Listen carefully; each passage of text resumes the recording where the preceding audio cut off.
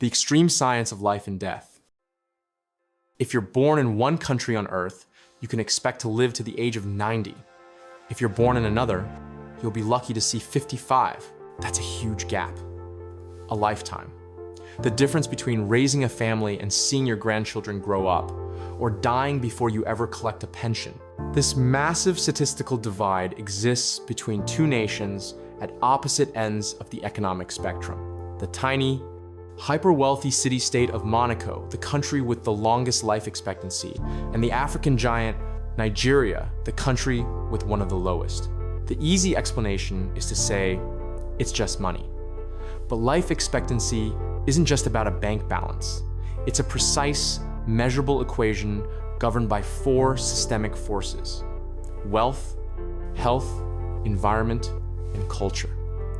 Every factor acts like an added year or a subtracted one. This is a story about how systems, not just individual choices, determine human longevity. We're going to use the hard data to break down how these four factors create one of the most shocking disparities on Earth. In Monaco, the highest concentration of millionaires per capita on the planet means extreme wealth is the foundational cause of its longevity. It buys perfect healthcare, zero stress, and a life free from financial risk. In Nigeria, the foundational cause is the opposite: widespread poverty. It is Africa's largest economy, yes, but also home to over millions of people living in extreme poverty, a burden that steals years before a person even begins to fight a disease. The wealth factor. Money as medicine. Let's start with wealth. For the average Monegasque resident, money isn't just a comfort. It's a preventive medicine. The financial safety net here is absolute. There is effectively zero homelessness and virtually zero poverty. This lack of financial anxiety acts as a profound health benefit because it eliminates chronic, life-shortening stress. The cortisol, the stress hormone that floods the body and accelerates aging in poorer nations, is simply not present here. Furthermore, wealth buys lifestyle. Monaco's residents maintain the highly beneficial Mediterranean diet, rich in fish, fresh produce, and olive oil. They have the time, the resources, and the beautiful environment for fitness and leisure. When you're not worried about next month's rent, you can dedicate your energy to longevity. This is the longevity dividend of wealth. Now, look at the other side. For millions of Nigerians, life is a daily, all-consuming survival battle. This creates chronic stress, a relentless physiological burden that wears down organs and immune systems, accelerating the clock on life expectancy. A staggering number of people live below the poverty line. For this demographic, an illness isn't just a setback, it's a financial catastrophe. They face an impossible choice between buying nutritious food or paying for the medicine that could save their child's life. When food is medicine, and you can afford neither, the clock on your life speeds up. As health economists confirm, socioeconomic stability is the #1 predictor of a long life. It is the silent killer, or the silent extender, of human life.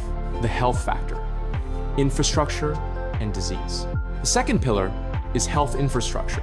Monaco's system operates like a Swiss watch. The principality uses high salaries, sometimes significantly higher than neighboring France, to attract the world's best specialists. The result is a doctor-to-patient ratio that is immensely higher than Nigeria's. This concentration of expertise allows for care that is both instant and proactive. Citizens can get a critical CT scan quickly. An ambulance can arrive in mere minutes. This instant access to early diagnosis is the key to defeating non-communicable diseases like cancer and heart failure. In Nigeria, the system is chronically strained by a devastating brain drain, frequent strikes, and a lack of essential equipment. With some areas dropping to as few as a handful of doctors per many residents, the vast majority of the population lacks access to quality care. But the biggest strain on life expectancy is not NCDs, it's infectious diseases that Monaco eradicated decades ago. These are the numbers that truly shock the system. Malaria kills hundreds of people every day. Pneumonia and diarrheal diseases combine to kill hundreds more, particularly children under 5. This leads us to the single biggest factor dragging down Nigeria's average: infant mortality. A large fraction of Nigerian children dies from a preventable disease. These deaths at age 0 instantly plummet the national average, proving that the health crisis isn't just about the elderly, it's about not making it to adulthood at all. Environment and public health. Life expectancy is also deeply tied to the air you breathe and the water you drink. In Monaco, the environment is pristine, regulated, and safe.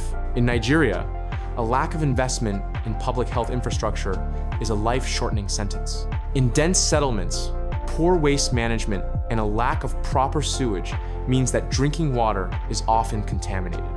Unsafe water and sanitation breed cholera, typhoid, and other diseases that claim thousands of lives annually. Beyond water, cities are often choked by severe air pollution from old running generators, unchecked vehicle exhaust, and industrial emissions. This pollution fuels chronic respiratory diseases and heart conditions, silently shaving years off a person's life. We also cannot overlook insecurity. The presence of widespread violence, kidnappings, and communal clashes not only kills people directly, but also prevents farmers from getting to their fields and strains fragile health services that are forced to deal with conflict, trauma. Safety is, after all, a non-negotiable pillar of public health. The cultural and social dimension. The final pillar is the social environment. In Monaco, social engagement and community cohesion are high. Older residents feel valued, stay active, and often continue to engage in business or intellectual activities, which are proven keys to longevity. Furthermore, high rates of education ensure Monegasques are health literate, understand preventive care, and participate fully in the advanced healthcare system. In Nigeria, we find a complex cultural barrier: the strength of religious belief.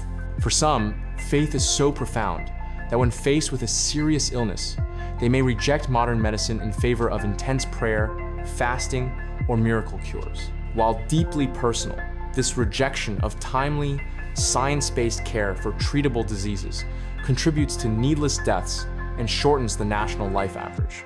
When you look at the raw data, the life expectancy divide is no longer a mystery. It's a precise calculation of unequal investment.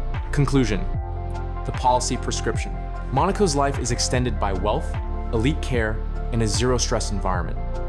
Nigeria's life is stolen by poverty, preventable infectious diseases, and a lack of essential infrastructure.